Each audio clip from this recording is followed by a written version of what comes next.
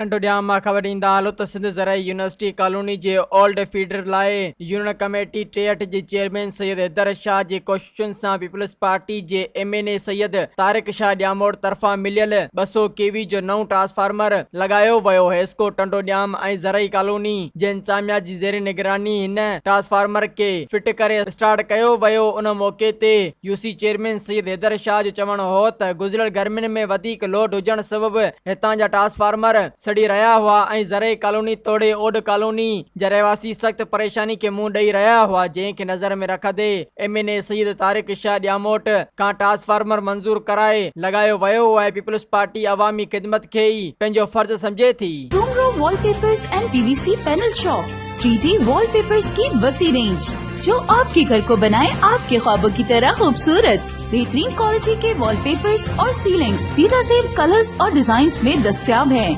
हैदराबाद, लतीफाबाद, कासमाबाद, जामशोरो, मीरपुर खास के साथ सिंध के मुख्तलिफ शहरों में सर्विस मौजूद है।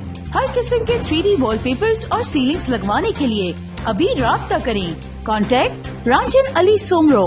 व्हाट्सएप 0333370786 03333702 तालिब हुसैन 0317131096